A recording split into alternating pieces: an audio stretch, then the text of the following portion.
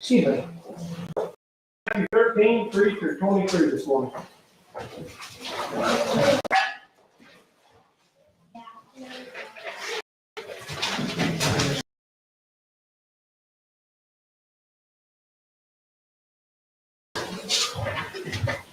Read through 23. Not you don't have to read the whole thing, just word it out. There's a few people.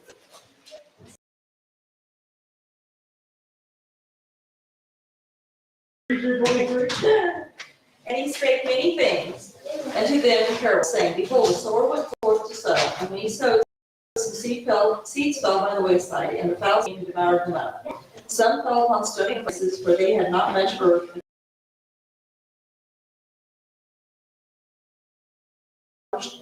and because they had no root, they withered away. And some fell among thorns, and thorns sprung up and choked them. But other fell into good ground and brought forth fruit, some 80-fold, some 60-fold, some 30-fold. Who hath ears to hear, let him hear. Jesus explains, let's read it. And the disciples came and said unto him, Why speakest thou unto them in parables? He answered and said unto them, Because it is given unto you to know the mysteries of the kingdom of heaven, but to them it is not given.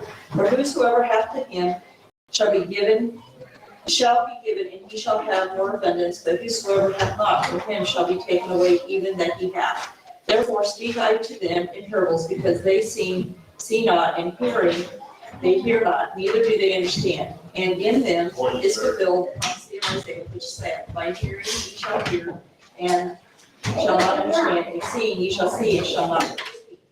For this people's heart is gross, and their ears are dull of hearing, and their eyes they have been closed, lest that any time they should see with their eyes, and hear with their ears, and should understand with their heart, and should be converted, and I should heal them. But blessed are your eyes, for they see, and your ears, for they hear. For verily I say unto you, that many prophets and righteous men have desired to see those things which ye see, and have not seen them, and to hear those things which ye hear, and have not heard them. Hear ye therefore the parable of the sower. Then anyone heareth the word of the kingdom, and understandeth it not, then cometh the wicked one, and catcheth away that which was sown in his heart. This is he which received seed by the wayside. But he that received the seed into stony places, the same is he that heareth the word, and on the Lord receiveth it. Yet hath he not root in himself, but endureth for a while. For when tribulation or persecution ariseth because of the word, by and by he is offended. He also that receives seed among the thorns is he that heareth the word, and the care of this world, and the deceitfulness of riches choke the word, and he becometh unfruitful. But he that receiveth seed into the good ground is he that heareth the word and understandeth it, which also beareth fruit and bringeth forth some 100-fold, some 60, some 30. Okay. Through the first 9 verses there, what do we notice with the seed? Where are you at? Chapter 13 in Matthew, sorry. I should have said that first. My fault. Took a shower quicker.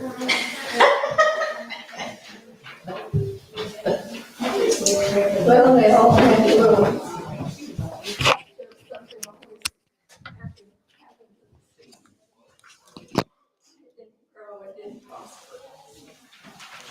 There was 3 or 4 different things that happened with it, right?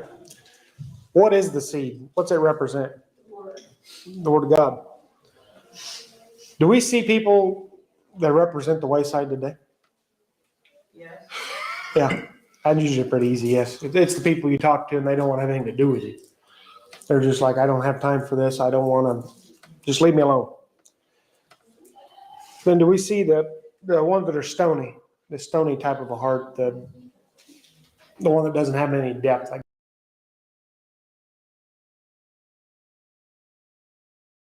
they want to have that warm fuzzy, but I'd have to work for it type. It's something that if you notice, and they're going like a crop, so that makes it a little bit easier for me to understand because I'm a little dense sometimes. But it's the things of where we see it, a crop planted, and then what happens in late July here if it doesn't rain? You die. you drive around this countryside into July, first part of August there, and you're gonna notice that the crop over next to the trees is really short, and it steps up as it goes out in the field. The stony ground have a tendency to be like that, where it's weaker, what we'll call weaker ground, but it's just something that doesn't have the depth to it. It doesn't really, there's no way of getting a really good root base down. All right. How about the thorny?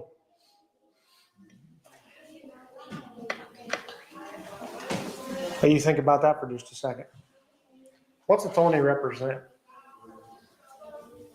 We're in Matthew 13, sorry. That's okay. I didn't know, I wasn't paying attention. That's all. Make sure everybody's on the same page. What's the thorny represent? I would say the world. It's the ones that let the cares of this world pull them out. It's the ones that they're in the process of falling away. They're the ones that aren't grounded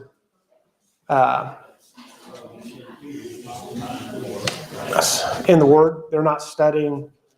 They're letting everything else kind of overrule everything that they want to do. Yeah. And you get choked out. You watch a plant you plant out here. We go out here in the yard and we'll tear up a foot by foot square and we'll plant something there. And you'll watch as it comes up. But if you don't till it, my garden's a really good example about August. When I get tired of going out pulling weeds. Madison's back there, but she's got a really good point. Tara does take care of most of all that stuff, but towards the end of the year, you get tired of pulling weeds and messing with that stuff, and it just turns into a weed patch. But yet, if we don't go out and, or if we're not continually cultivating our knowledge, what can happen to it? We can be choked out just as easy as anybody else, right? And then the good ground. What's that representing? Church. The church, people that are studying. You know, it should be, our heart should be wanting to follow God continually. We should be wanting to learn more. All right. And the first card, of course, it had where some of the seed fell. I think we got that covered pretty good. The wayside, the stony, thorns, and good ground. Let's look at Galatians 1:6, please.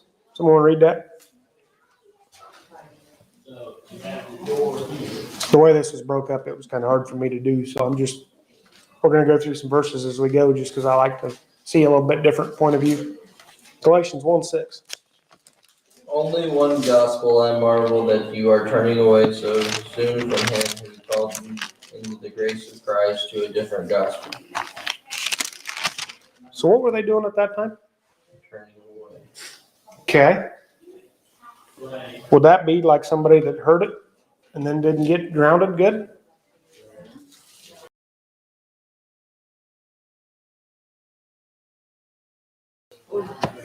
I don't think anything's changed from now to then, really. And in some instances, I think it's easier because we have it a lot easier here today.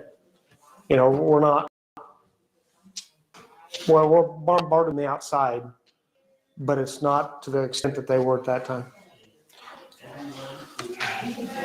Let's go to Luke 10:40 through 42.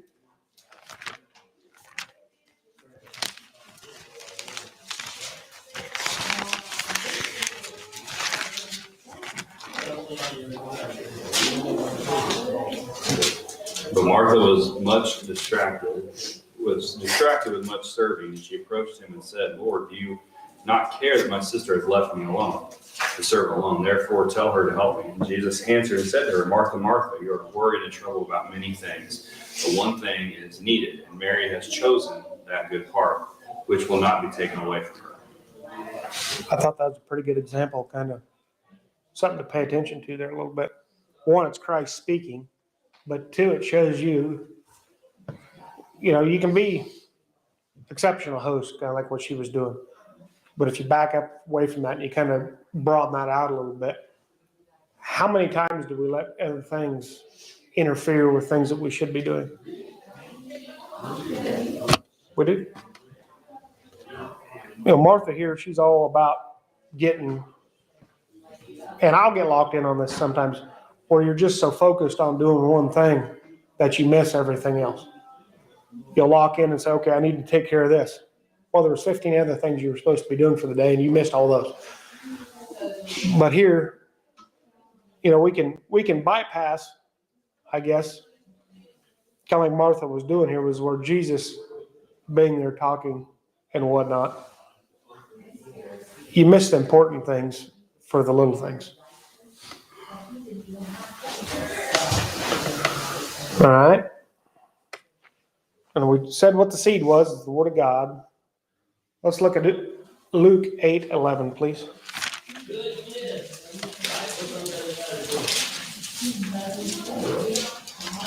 Now the parable is this, the seed is the word of God. I like it plain. That pretty much just sets it out there and just boom. Puts it to where we can understand it. Sometimes we have to be told plainly. It doesn't work very good for me to be kind of vaguely told anything. I kind of like to have it just given to me. 2 Corinthians 9:10, please.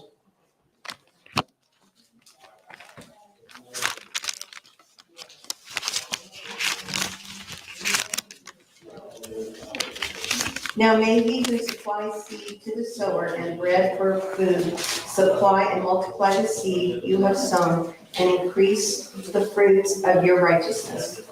Okay. Who supplies the seed? Christ, God. What do we notice with seed here?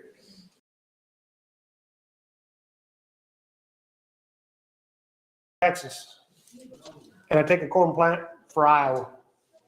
Do they look any different if I have the seed in my hand? No. What happens if I switch them around and plant the Iowa seed down there and the Texas seed up here? Flourish. It will not grow right. They'll still raise a corn plant. It'll still have an ear. But the difference in hybrid, the way it's designed to be, won't work in the different climates the same way it will if it's just used in its climate. What does that show for us? Same thing. Same thing. Sometimes talking to people, you have to get out of your box to be able to do it. But a lot of times it takes somebody telling you, okay, hey, you can do this or you can do that. It'll make you better. And then what does God give us? The increase. We increase as we go, right? All right. What's the soil in this parable? The hearts of people. Hearts of people. Why would he compare soil with the hearts of people? It's an analogy we can understand. Right here. It's And it stands the test of time. Think about it, because no matter how much culture changes and how much technology advances, still going to plant some in the soil. So, that aspect's never going to go away. You can raise things differently, but at the end of the day, it all comes back to a lot of the same old thing. Just a second here. I think my nose is trying to run away from me. It's been stated in a way we understand. You can go to town, and even in cities, you'll see plants, right? So everybody can kind of get an idea of what it means. Let's look at 1 Peter 1:23.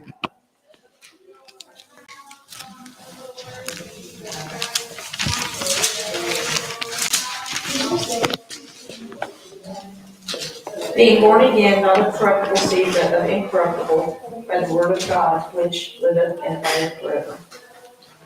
What happens when you go out there and plant that seed in the ground? It's gonna grow, Okay. we hope. Well, there are people that can grow things better than others. But what happens to the seed? It does that too. But what's it do when you put it in the dirt? It dies. It falls away, right? And it becomes a plant. So it disintegrates, whatnot, but it's actually just turning into a plant. But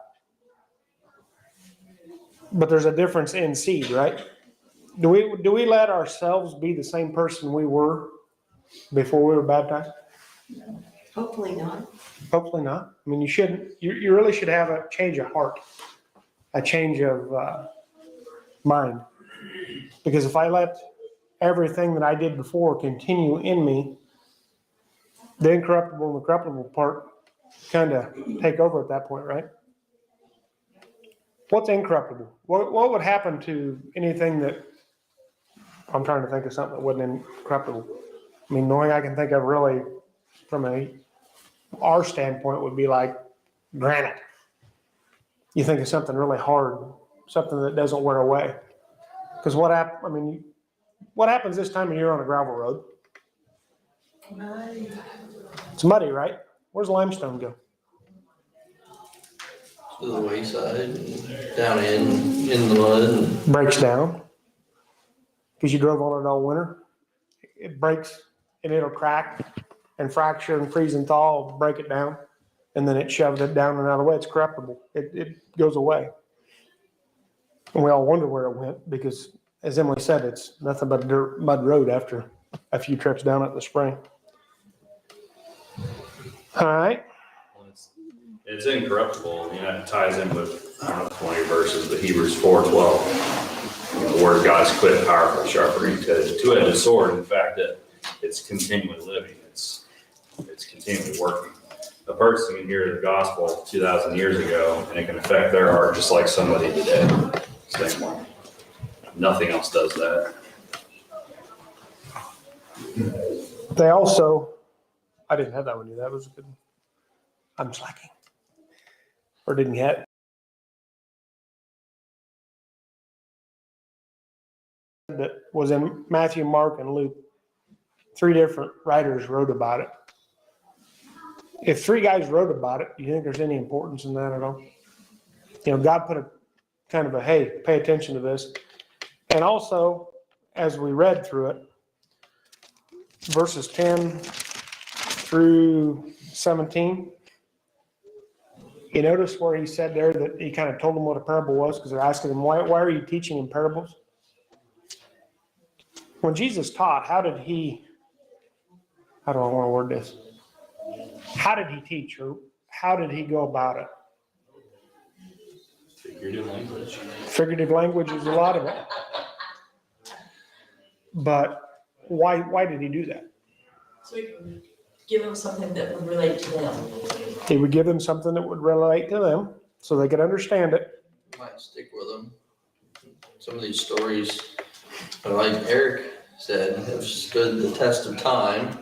So they all correlate with relating to us, number one, but they also stick with you. I mean, you can hear these as a child, and honestly, I don't even know where I've heard, or, it just sticks with you. And even people in the world that have had very little, experience or whatever, that most of the world knows a lot of these parables. I mean, and then a lot of it is applied in other manners and lives, and just it's intertwined in our lives. So it's just, it's stuck with us. It's stuck with our culture, and then even though our culture's tried to delete it, so something to think about.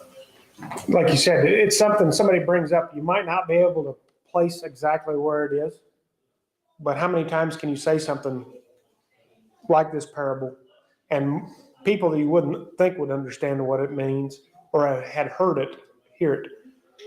And it also was spoken in a way that those of the time that thought they knew what they were doing, Pharisees, Sadducees, leaders, in a way that they would kind of just ignore it. Well, this guy's talking like this again.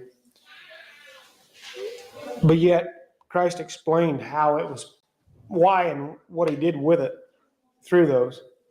The thing is, if somebody wants to understand what he's saying, they're gonna think about the analogy and think about how it applies. Someone that doesn't care, doesn't want to hear what Jesus had to say, they're just gonna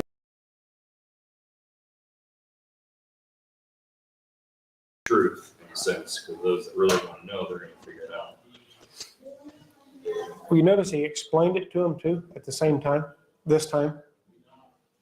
This time it wasn't just giving him a parable and then saying, you figure it out. It was give it, explain why he's giving parables, and then give the answer to the parable.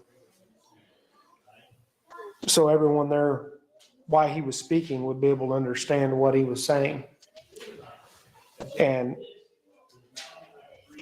we get down to the point, it's a little bit going on the last few studies. Verse 23, but he who receives seed on the good ground is he who hears the word and understands it, who indeed bears fruit and produces some 100-fold, some 60, some 30. We notice those that listen are profitable. Does God ever say in there if somebody's not working, or if somebody's working, that they won't be profitable? You notice that with that verse there, that it says that, the 100, 60, and 30, that's examples of, hey, you're going to be profitable. You're going to further the word, basically. I mean, he's talking about the seed here, so the seed's the word, and those to be added to or whatnot are gaining. So you're spreading the word.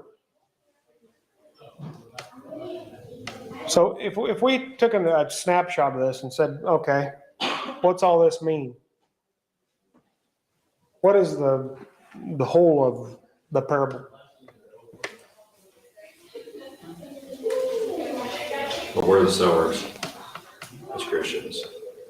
And it's interesting how he cast the seed. Today we plant the seed, they cast it.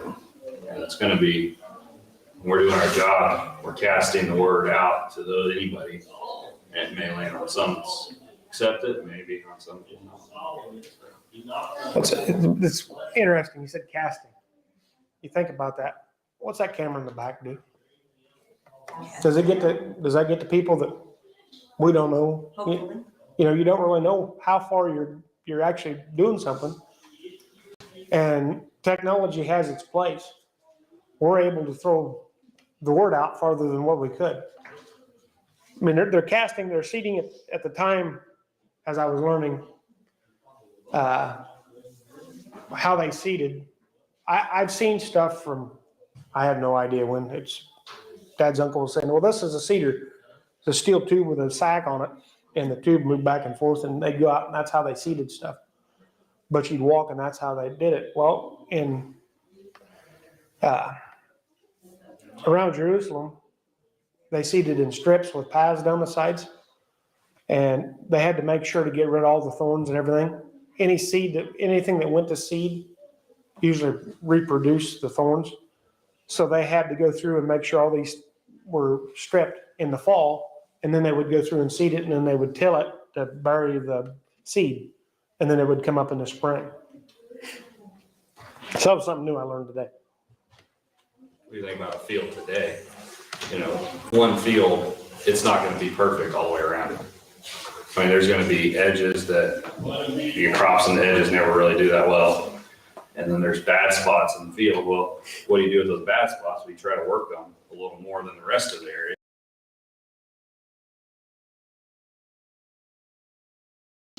We don't pick and choose where we're going to plant. We try to plant it all in hopes that it'll all work. We don't go out and, okay, I'm not going to speak to this person. If you start singling people out like that, I think you've already lost. Our job is to speak to everyone, right? We don't really care who, what, where, when, why type. The worst thing you can be is scared. Maybe they'll reject you, maybe they won't, but that still shouldn't keep us from being willing to, hey, do you want to talk about this. And like I said, sometimes they won't, sometimes they do, Eric, with the jail studies and stuff like that, you kind of got a captive audience, but even at that. He's over here and laughing. But, Some of them can't get away from it because they can't get away from hearing it.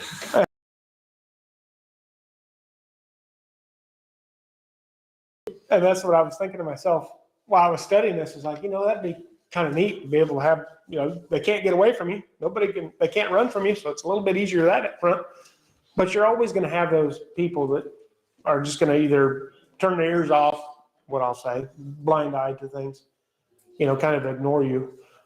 And you're going to have those people that are willing to listen. And sometimes what you put out isn't going to get very deep, but at least you tried. And then like Justin said, with the parables that everybody, they want to apply themselves to it. Some of that's hearing is sometimes listening and reading into what it's really saying instead of, like you said, just a story. Whenever you really study what's in there, it's, it applies. It takes a while if you get to really digging, because it's extensive. And then sometimes the wording can be tough and you gotta get into some of that, but. Yeah, I think it's helped since like Google and stuff come on. So if I don't understand a word, I'm digging around for looking for it. But there's a lot of things that we can learn from that way too. All right. Any other comments on this one before we go to the next one? I think we got that. All right.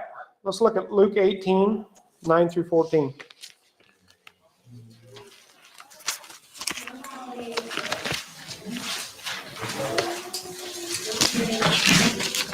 Also, he spoke this parable to some who trusted in themselves that they were righteous and despised others.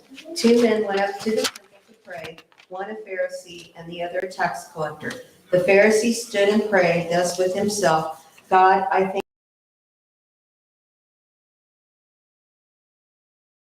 for even as this tax collector. I fast twice a week, I give tithes of all that I possess.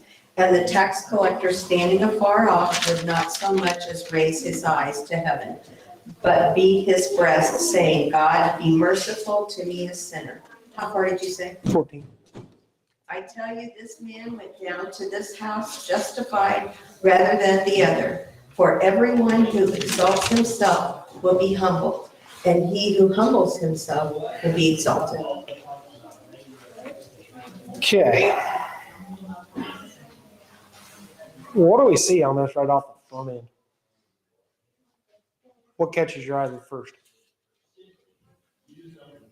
One wants to be seen a man. One wants to see a man. Be seen a man. Yeah, be seen a man. Okay. Like you said, exalted. What do we see in that?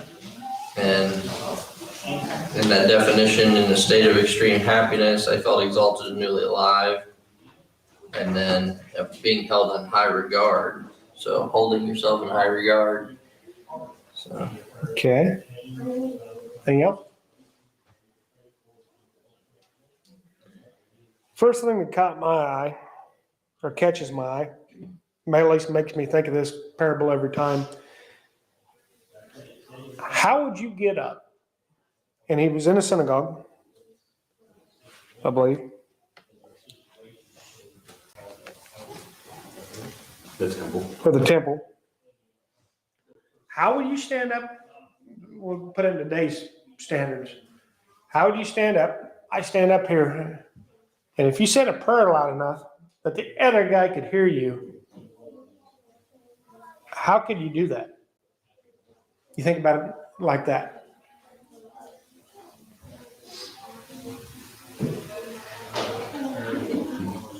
I don't think there's any way possible I could do that and have a clear conscience on what I just said. It wouldn't be sincere.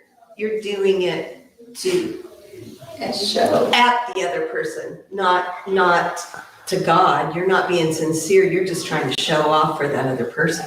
And that's not a sincere prayer. I mean, I think he did this, well, no, to have the wherewithal to want to say something like that, to me, it's just, you're immediately knocking the other guy down before you even start, and then you're praying to God about it. How many people would you get to come to church if you walked out in the world and said today that I am glad I'm not like all the rest of these sinners out here that are condemned, and I'm glad I'm saved and they're not. He said that to all of the other people in the church too. But that's what I'm, how could you walk out into the world and be like that? What would the world consider you as if you walked out in the world and act like that? Yeah. I mean, you're going to run off more than you'll ever fix. And to have that kind of a mindset, you're going to make it hard for the next 5 or 6 generations to do anything with it because of what one guy said. Because people don't forget. How hard would it be to be going through your own struggles and your own things, and you're trying to get better and trying to get better, and then be told how bad you are, and then you're just gonna quit. You know, if you're like, man, I really would like to do better, you know, and I mean, we all have our trials, and then you get told, well, you're 10 times more, and then you're, well, I guess I'm not very good, so I'm just gonna quit. I mean, that's how you get people to quit and quit trying. It's just, it's something that kind of stands out to you on the very front end of it. It's the fact that just, you know, if a person acted like this, I don't know how you would ever get them to get.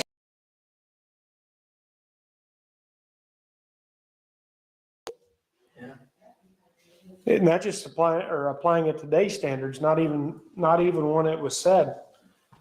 Because you know how people are if you're talking down to them like this. All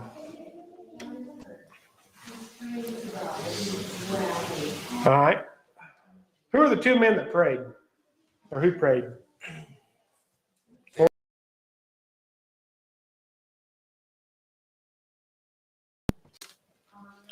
What did the Jews think of publicans and tax collectors? I think that's a lot of what this has. They didn't like them. They didn't like them.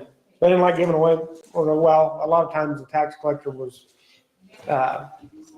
taking some money off the top, adding to it and put it in his pocket. But how could you, I don't know what word this. It would be like putting everybody in the same box that isn't like you. And all of those people are bad. Were all the tax collectors bad? No. But yet here it shows that, you know, that's what this guy thought of them. And he thought so low of them that he didn't even bother to really stop and think. Are each of us in the same stage in life, or same, not how to word this, same level? We're not in the same stage of life. We're not in the same stage of Christianity. Everyone is different in that stage of their Christian life. And in their secular life, everyone's at a different stage. So it's kind of hard to put everybody in the same box, isn't it? I mean, it's to me, he's just bulking everybody up in the same deal. Where, you know, I'm glad I'm not like this lowly person over here. You know, I'm so much better, and to go in and pray, you know, to be haughty or boastful about how he is versus the tax collector. Now, if we look at the tax collector, how did he come in? How did he present himself? Very humble. Very humble, right? Did he look up? No. I don't want to word what I'm in. How should we act today then? Just Tax collector. like the tax collector. You know, we come before God, we're not perfect. We should think about it a little bit. You know, what have I done throughout the day, the week, month? You know, what do I need to get better at? A lot of times it's that point is just, hey, I'm not perfect. I know this. Now I need to help. It just gives us something to kind of go, huh, what do I need to do to make it better? All right, what did the Pharisee, what did he say to when he prayed? It was all about him, It's all about him, what he did. what he did. We see people like that today. I've seen people like that today. Look at me, I guess I can't say it that. I've seen people that want to put themselves up there a lot of times. You'll see those that want to, I'll step on somebody else's head to go up. Those are the ones that kind of annoy me a little. I don't do well with people like that, but if it's based on merit and you've done a good job, especially out in the secular world, your job, and you get a raise.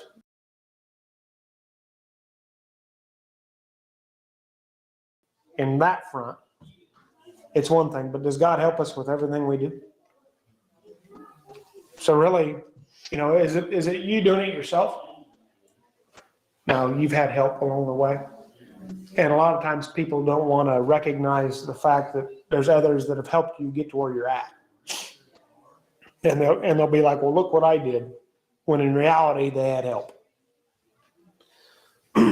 Okay. And then when the tax collector, the publican, prayed, he asked God to be merciful to him. That humbled attitude. Do we carry that? We're supposed to. You stop and think about that every once in a while. It's like, did I really just say something stupid? Each one of us has got to that point where, well, that didn't come out the way it was supposed to, or maybe that didn't get taken that way. Or you didn't think about it before you said it. Yeah. I mean, it happens. I mean, you're going to say something and somebody else isn't going to like it. And a little bit later on, you're going to be like, that was dumb. Why did I say that way? I think that goes with the gross and stages she was talking about. A lot of it does. We might be a little more quick, or not less quick to speak. I think. There should be more hearers than Yes. anything. I can tell you 23 years ago, I sat in the back seat and there was no way you'd get me up here doing this. Point blank, right now. You wouldn't get me to sing and you wouldn't get me doing this at all. So the stages, the growth aspect of things, sometimes we have to step out of our comfort zone. Sometimes it's just needed. Sometimes there's nobody else to do it. You've got to be willing to step up. And sometimes it's just that poke or that push to get you out and get you doing things. And sometimes we need it. Sometimes we're just kind of stuck. We get to this one level and we're like,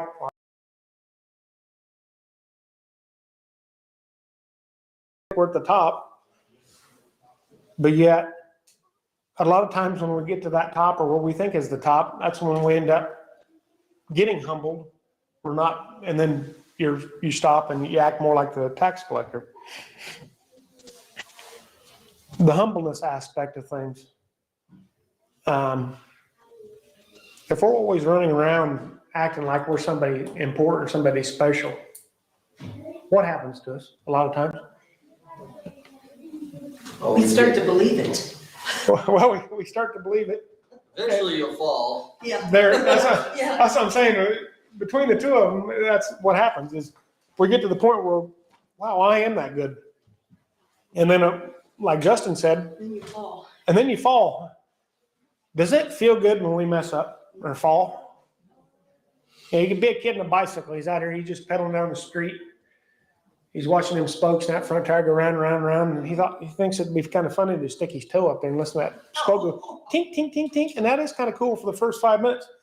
Until he sticks his feet in there and that face plants him in the asphalt. And the next thing he's doing is waking up on the ground. I'll use that as a pretty good analogy because I've done it. And that is a pretty good humbling experience, is getting knocked down or knocked out. You get back up. Now, through that experience, do that again. Hopefully not. Sometimes. Did that really happen? This time it wasn't one of those times. I have seen people that have done it more than once. And maybe I have been one of them stupid people that tried something fun twice. But the bicycle stunt was not something that I duplicated. You don't want to get into that situation of where you need to be humble because it isn't very much fun. All right. Any other comments this morning? I confused you that good. Yep.